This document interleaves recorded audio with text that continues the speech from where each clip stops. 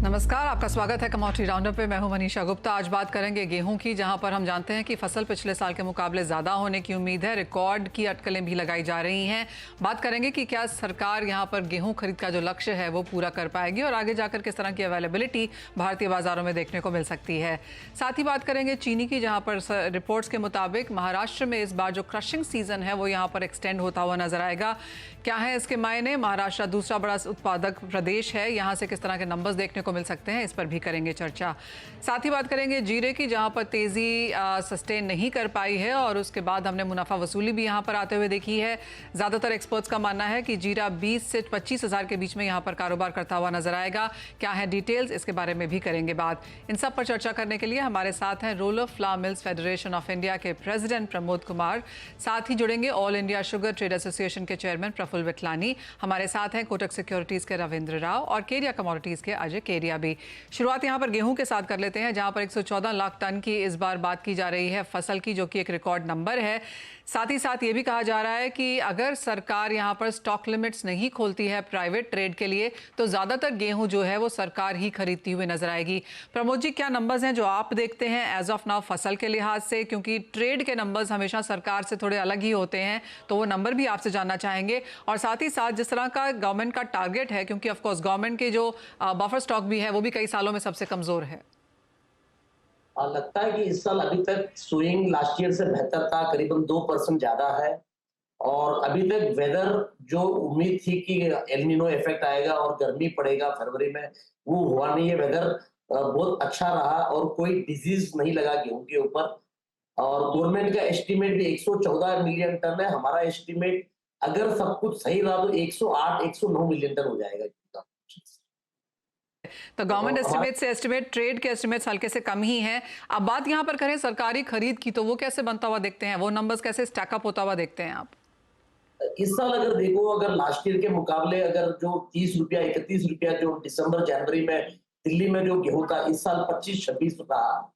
तो गवर्नमेंट का जो ओपन सेल का स्कीम था वो काफी गेहूं को सप्लाई बनी रही और गेहूं दबा रहा प्राइसेस। तो मुझे लगता है गवर्नमेंट का प्रोक्योरमेंट करीबन 32 मिलियन टन हो जाना चाहिए, कोई प्रॉब्लम नहीं होना चाहिए उसमें। जो प्रोक्योरमेंट प्राइस भी हाई है ओके, तो ओपन। यानी जी, यानी जो 30-32 मिलियन टन का एक कंजर्वेटिव सरकार ने टारगेट रखा है, वो इस बार पूरा होते हुए दिखाई दे सकता है। फिर प्राइसिंग कैसी यहाँ से आगे जाते हुए देखते हैं। एक तरफ बम्पर प्रोडक्शन की एक्सपेक्टेशंस हैं, पिछले साल प्राइसेस थोड़े से वरीसम थे, कैसे ट्रेंड्स रह सकते हैं इस बार?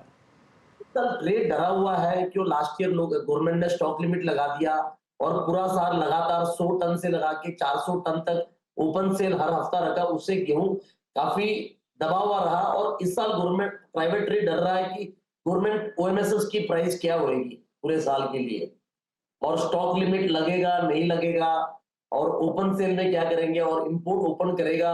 तो ये सब चीज से मतलब ट्रेड डरा हुआ है। तो कोई भी कदम गवर्नमेंट ले सकती है कभी। तो इन सब के प्रोक्योरमेंट चलते प्रमोद जी, इन सब के चलते और इस अनसर्टनिटी के बीच में ट्रेड कैसे अपने आप को पैन आउट कर रहा है अब इस साल के लिए? आई थिंक अभी तक गवर्नमेंट प्राइवेट ट्रेड कोई भी डिसीजन नहीं ले पा रहा है, बिकॉज एक तो इलेक्शन आने वाला है और प्रोक्योरमेंट अभी तक वेदर ठीक है, मतलब प्रोक्योरमेंट कितना होएगा, फिर गवर्नमेंट की ओपन सेल की पॉलिसी जून जुलाई में जब गवर्नमेंट बनेगी तब आएगी। तो इस थोड़े कंफ्यूज है सब लोग। मतलब गेहूं तो लेंगे लोग, मतलब गेहूं तो अट्रैक्टिव है अभी प्राइसेस के लिए, बट ये स्टॉक लिमिट और सब चीज से डरे हुए हैं। तो प्रमोद जी, कैसे प्राइसेस बनते हुए नजर आ रहे हैं आपको? जैसे आपने कहा कि पिछले साल के मुकाबले जहां पर 30-31 रुपए प्रति किलो था, अभी 25-26 है।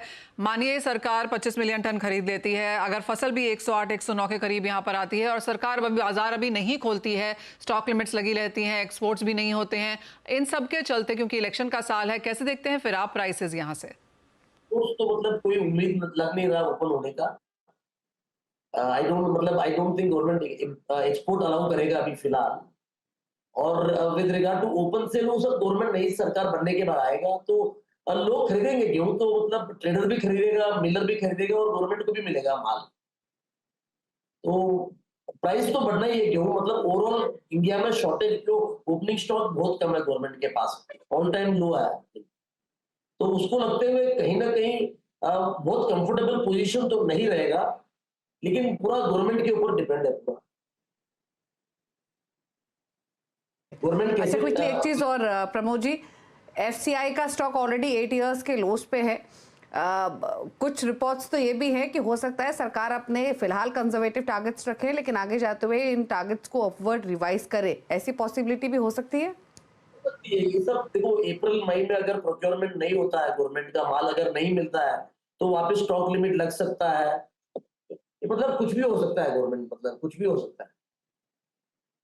जी, बहुत और शुक्रिया साथ जुड़ने के लिए। जी, आप कुछ कह रहे थे? गवर्नमेंट को 30-32 मिलियन टन मिल जाएगा।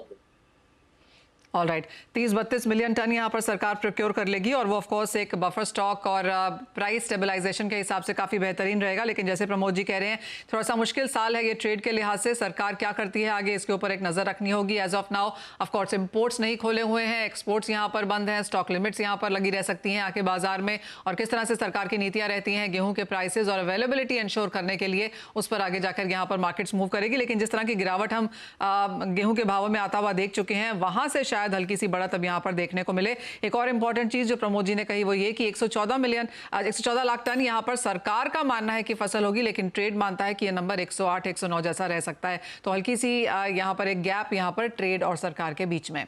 ये तो बात हुई गेहूं की। अब बात यहाँ पर चीनी की कर लेते हैं, जहां पर अंतर्राष्ट्रीय बाजारों में भाव करीबन 1-1.5 महीने के हाईज पर चल रहे हैं।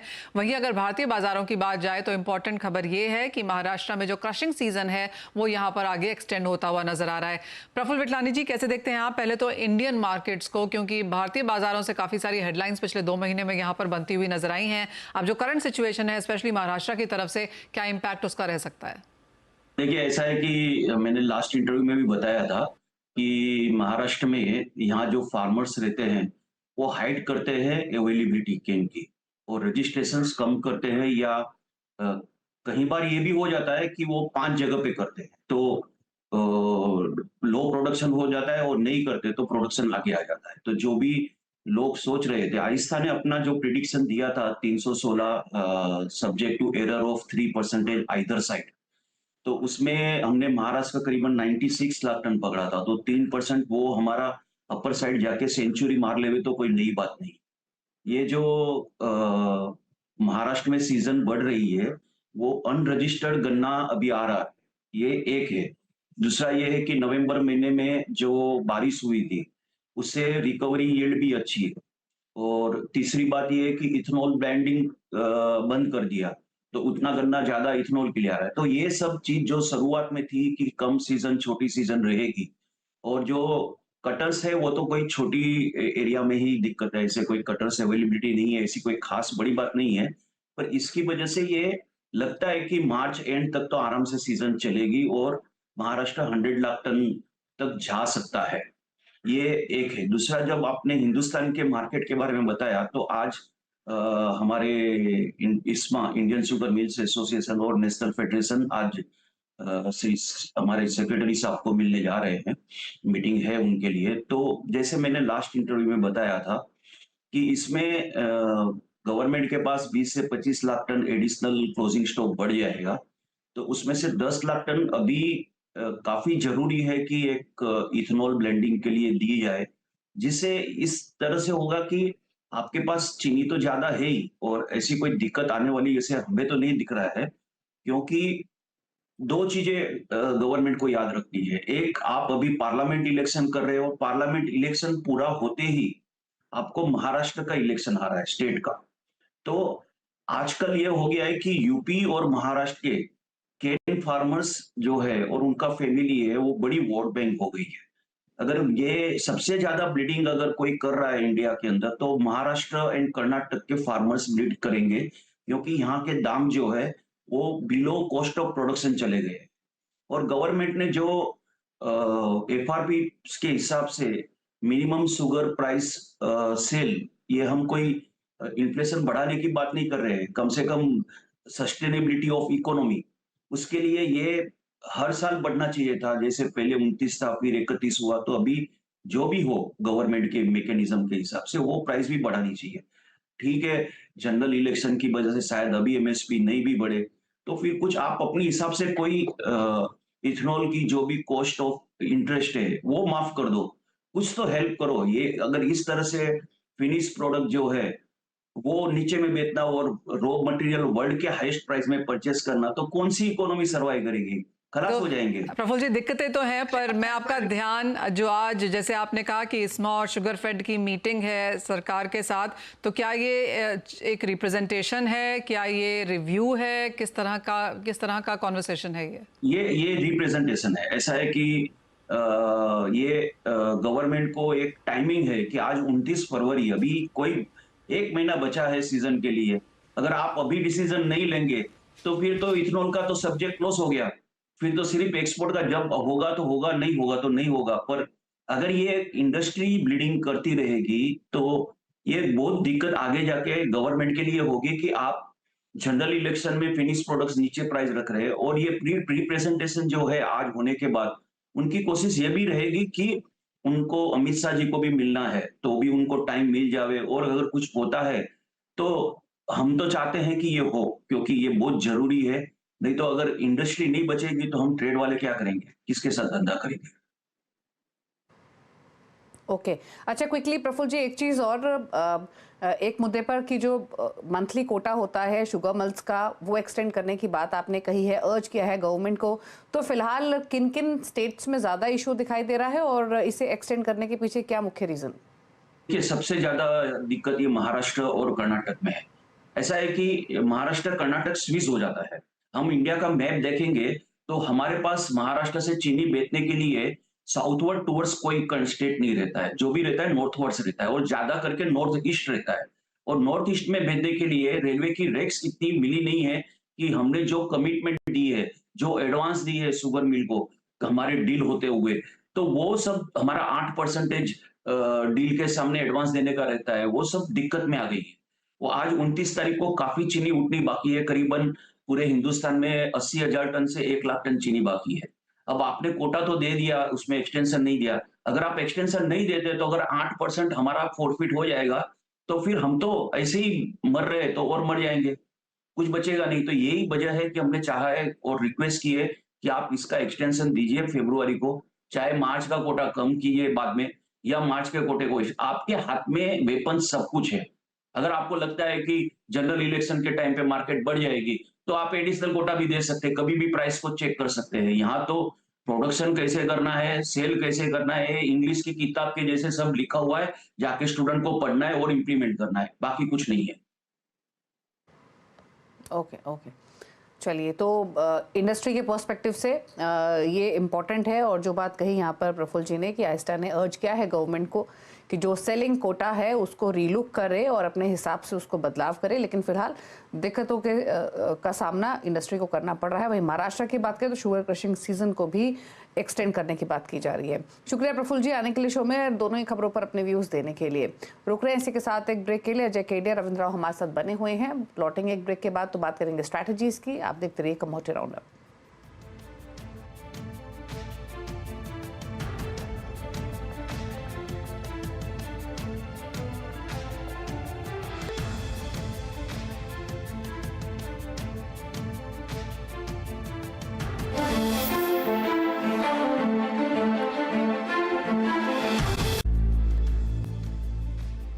राउंडअप और अजय केडिया और रविंद्र राव हमारे साथ मौजूद हैं। बात करते हैं स्ट्रैटेजीज की। आप दोनों का ही स्वागत है। रविंद्र, पहला सवाल आपसे, सोने चांदी पर क्या राय रहेगी? सोने में अगेन एक रेंज बाउंड ट्रेडिंग ही है, लेकिन सिल्वर लोअर लेवल से रिबाउंड होते हुए दिखाई दिया है, क्या करना है लेवल से? Good morning Deepali. मेरे हिसाब से अभी भी एक रेंज बाउंड मूव है, क्योंकि गोल्ड में भी कोई मेजर ट्रिगर नहीं है। आज पीसी इंडेक्स डेटा है US, I think that will be crucial. आज हो सकता है कि वोलेटिलिटी थोड़ी सी दिखे। ईयरली फिगर्स थोड़े से डिप का एक्सपेक्टेशन है, बट अगर उसमें कोई भी उछाल आता है तो आई थिंक हम फिर से गोल्ड में एक बार बिकवाली देख सकते हैं। बट मेरे हिसाब से एक दायरे का ट्रेड रहेगा। जो आगे का जो फेड रेट कट का एक्सपेक्टेशन है दैट इज ऑलरेडी डिस्काउंटेड। जून में पॉसिबिलिटी है कि 50% प्रोबेबिलिटी है कि शायद कट होगा, तो वही सब न्यूज है। कोई मेजर ट्रिगर है नहीं अभी एज ऑफ नाउ। तो मेरे हिसाब से गोल्ड में एक दायरे का ट्रेड रहेगा। नीचे में 62,200 से 150 का एक बाइंग जोन है, 62,000 का सपोर्ट है, एंड पॉसिबिलिटी है कि एक बार 62,400 से 500 तक के लेवल्स हम देख सकते हैं। सिल्वर में भी आई थिंक लोअर लेवल्स पे इसमें सपोर्ट आ रही है। 69,000 से 69,500 का एक सपोर्ट है। अपसाइड में रेजिस्टेंस 72,000 का है, तो इसमें भी एक दायरे का ट्रेड है। इंटरनेशनल में जब तक सिल्वर $22 के नीचे सस्टेन नहीं करता तब तक उसमें बेरिशनेस नहीं दिख रहा है, और अपसाइड में भी आई थिंक 2350 2360 से रेजिस्टेंस जब तक कि उसके ऊपर नहीं जाता एक साइडवेज मूव रहेगा। तो मेरे हिसाब से गोल्ड सिल्वर दोनों ही एक साइडवेज मोमेंटम में है। लोअर लेवल्स पे बाइंग रिकमेंडेड है दोनों में। ओके अजय, बेस मेटल्स पर राय क्या है? यहाँ पर हमने जो रिकवरी देखी वो थोड़ी सी सस्टेन होती हुई दिखाई दे रही है, स्पेशली कॉपर और जिंक में। दोनों पर क्या व्यू रहेगा, copper and zinc?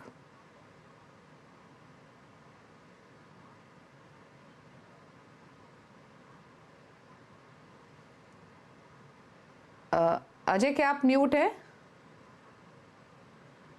Very good morning Deepali. Definitely अगर हम बेस मेटल की बात करें तो मार्केट एक सीमित दायरे में ट्रेड कर रहा है, क्योंकि चाइना से जो भी एफर्ट्स लिया गया है वो अभी भी मार्केट में एनकेश नहीं हुआ है। तो आई थिंक जब तक 730 के ऊपर कॉपर नहीं जाता है, आई थिंक मार्केट में गिरावट ही रहेगी। तो आज के लिए 729 पे बेचिए, 732 का स्टॉप लॉस रखिए।